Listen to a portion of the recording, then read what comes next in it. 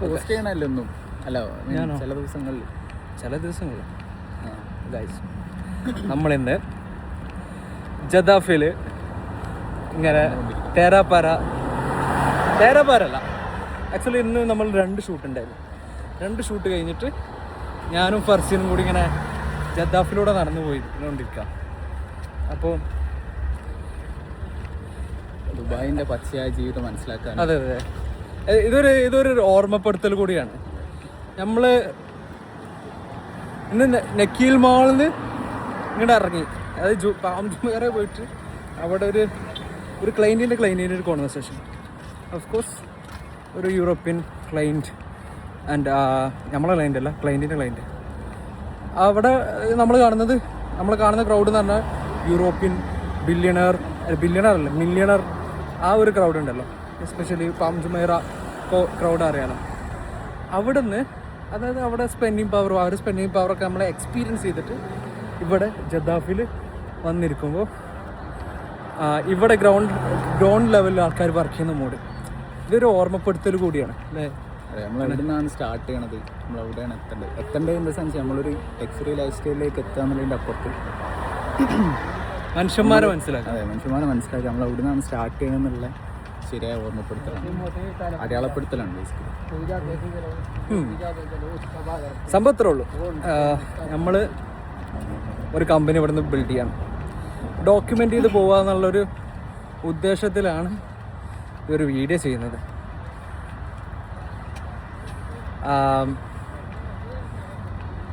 ഞാൻ എൻ്റെ ജീവിതത്തിൽ 1-2 കമ്പനീസ് നടത്തിയിട്ടുണ്ട്. പക്ഷേ ഈ തുടക്കകാലത്ത് കിട്ടുന്ന ഒരു എനർജി, നല്ല ടീമിൻ്റെ ഒപ്പം വർക്ക് ചെയ്യാൻ പറ്റുന്നൊരു ഓപ്പർച്യൂണിറ്റി ഒക്കെ ഉണ്ടല്ലോ, ഇത് ആക്ച്വലി ഞാൻ അന്ന് എൻജോയ് ചെയ്തിട്ടുണ്ട്. ഞാൻ എൻ്റെ മാമൻ്റെ ഒരു യൂണിറ്റ് സോഡ ഫാക്ടറി നടത്തിയിട്ടുണ്ടായിരുന്നു.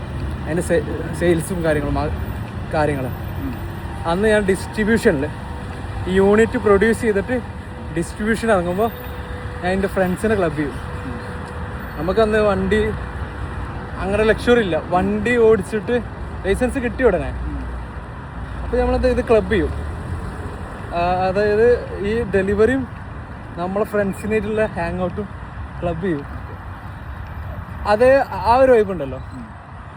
ഈ ജെൻസി ബാക്കിയുള്ളവർ എങ്ങനെയാണ് ബിൽഡ് ചെയ്യുന്നതെന്ന് എനിക്കറിയില്ല, പക്ഷേ ആസ് എ ജെൻസി കാറ്റഗറി ആയിട്ടുള്ള ആളുകൾ ബിൽഡ് ചെയ്യേണ്ട ഒരു മോഡ് ഇതാണെന്ന് എനിക്ക് തോന്നിയിട്ടുണ്ട്. കുറച്ചും കൂടി എൻജോയ് ചെയ്തിട്ട് ഈ സാധനം ബിൽഡ് ചെയ്യാൻ പറ്റുകയാണെങ്കിൽ രസമാണ്.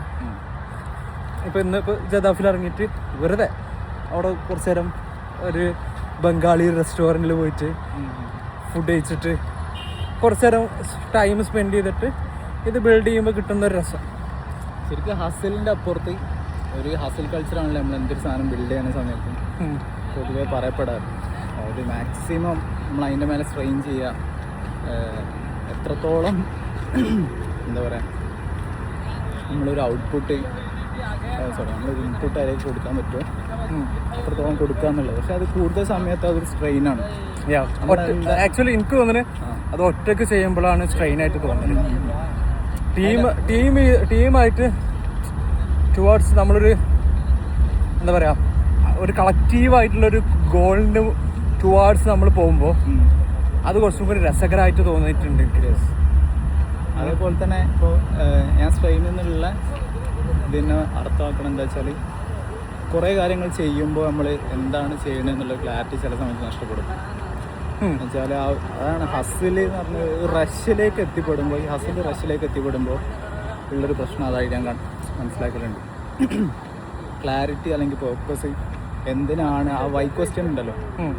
നമ്മൾ പ്രൊഡക്ടിവിറ്റി എന്ന് പറഞ്ഞ സാധനം കേവലം ബിസിനസ് ആവാതെ അത് വളരെ പർപ്പസ് ഡ്രിവൺ ആയിട്ട് വളരെ കുറച്ച് കാര്യങ്ങൾ ഒരു ദിവസം ചെയ്യും, അത് ഭയങ്കര എഫക്റ്റീവായിട്ട് ചെയ്യും എന്നുള്ളൊരവസ്ഥയ്ക്ക് ഞാൻ പേഴ്സണലി അങ്ങനെയാണ് ഇതിന് നോക്കിക്കാണുന്നത്. അപ്പോൾ എന്താ പറയുക കാമായിട്ടുള്ള ഇതിൽ ചെയ്യാൻ പറ്റണ ഒന്നാണ് ശരിക്കും. ഇപ്പോൾ നമ്മൾ മടിയന്മാരാവില്ലേ? ഇല്ല, അങ്ങനെ അതാണ് കാമായിട്ടൊരു സാധനം ചെയ്യും. ഇപ്പോൾ ബാലൻസ്ഡ് ആക്ട് ആണോ ഈ ഉദ്ദേശിച്ചത്? സൽമാൻ്റെ സല്ലല്ലാഹു അലൈഹി വസല്ലം ഭയങ്കര ബിസി മനുഷ്യനാണ്. വെച്ചാൽ ഒരു ദിവസം കുറേ കാര്യങ്ങൾ ചെയ്തിരുന്നു. പക്ഷെ മൂപ്പർക്ക് അങ്ങനെ ഒരു ഹസ്സിലോ അല്ലെങ്കിൽ ഇപ്പോൾ ഉമർദാൻ്റെ കാര്യം എടുക്കാം, അങ്ങനെ ഒരു ഹസ്സിലോ ഭയങ്കര ജീവിതം ഭയങ്കര കൺസ്ട്രക്റ്റഡ് ആണ് എന്നുള്ളൊരു ഫീല് അവർക്ക് ഒന്നുമില്ല. ലോകത്തിൽ ഇപ്പോൾ ഏറ്റവും കൂടുതൽ പെട്ടിയുണ്ടാവുക, അള്ള ഏറ്റവും കൂടുതൽ പരീക്ഷിച്ചുണ്ടാവുക ആരേക്കും പക്ഷെ അങ്ങനെ ഒരു കൺസ്ട്രക്ഷൻ നബിസ്വല്ലല്ലാഹു ഫീൽ ചെയ്തില്ല. അപ്പോൾ കേവലം ഒരു സ്ഥലത്തുനിന്ന് ചെറിയൊരു ബിസിനസ് ചെറുതാസിൻ എന്താ പറയുക ഒരു ബിസിനസ് ബിൽഡപ്പ് ചെയ്യണ നമുക്ക് അതിന് മാത്രം വലിയ ഭാരം തലയെടുത്ത് വെക്കേണ്ട അവസ്ഥ നമുക്കില്ല. ശരിയായ മൈൻഡ് സെറ്റ് വരണമെങ്കിൽ ഞാൻ മനസ്സിലാക്കണത് ഇപ്പോൾ ഇത് പറഞ്ഞ മാതിരി നേരത്തെ നമ്മൾ ഡിസ്കസ് ചെയ്ത ഇതൊരു ഇങ്ങനത്തെ ഒരു വിസിറ്റ് ഉണ്ടല്ലോ, ഗ്രൗണ്ട് ലെവലിലുള്ള വിസിറ്റ് നമുക്ക് ഒരു ഗ്രാറ്റിറ്റ്യൂഡും കൂടിയുള്ള ഒരു അവസരമാണ്. എനിക്ക് ഇടയ്ക്ക് തോന്നിയിട്ടുണ്ട് പറ്റ അടി പോകുമ്പോൾ ഒന്ന് പിറകോട്ട് ചിന്തിക്കുമ്പോൾ വന്ന വഴികളും ആ ഗ്രാറ്റിറ്റ്യൂഡ് സാധനം ഓണാക്കുമ്പോൾ കുറച്ചും കൂടി ഈസി ആയിട്ട് തോന്നിയിട്ടുണ്ട്. ഗ്രാറ്റിറ്റ്യൂഡ് ഇല്ലാത്തതുകൊണ്ടാണ് എനിക്ക് തോന്നുന്നത് പീസ്ഫുൾനെസ് അസിലിൽ പീസ്ഫുൾനെസ് ഇല്ലാത്തത് എന്നുള്ള ഒരു തോട്ട്. ഞാൻ അയാൾക്കിനോട് മുമ്പ് ഷെയർ ചെയ്തൊരു സംഭവം എന്താ വെച്ചാൽ ഒരു യൂട്യൂബ് വീഡിയോ ഞാൻ കണ്ടു. അപ്പോൾ യൂട്യൂബ് വീഡിയോയിൽ അയാളൊരു മില്യണറാണ്. അപ്പോൾ ബേസിക്കലി അയാളെ വിശ്വസിക്കുന്നത് എന്താ വെച്ചാൽ അയാൾക്ക് കൂടുതൽ പൈസ ഉണ്ടാവുന്നത്, കൂടുതൽ പൈസ ജനറേറ്റ് ചെയ്യാൻ കഴിയുന്നത് മൂപ്പര് ഗ്രാറ്റിറ്റ്യൂഡ് കാണിക്കുന്നത് കൊണ്ടാണ്. എന്നുവെച്ചാൽ ഓരോ തവണ പൈസ സ്പെൻഡ് ചെയ്യുന്ന സമയത്തും മൂപ്പര് താങ്ക് യു എന്ന് പറയും. എന്തിനോടാണ് പറയണത്? പൈസനോടാണ് പറയണത്. പൈസനോട് താങ്ക് യു പറയും. കാരണം ഈ പൈസ വന്നതിനെ കൊണ്ടാണല്ലോ എനിക്ക് സ്പെൻഡ് ചെയ്യാൻ പറ്റിയെന്നുള്ളത്. പക്ഷെ നമ്മൾ ശരിക്കും ഇതിനെ സ്പിരിച്വൽ റേമിൽ കാണുകയാണെന്നുണ്ടെങ്കിൽ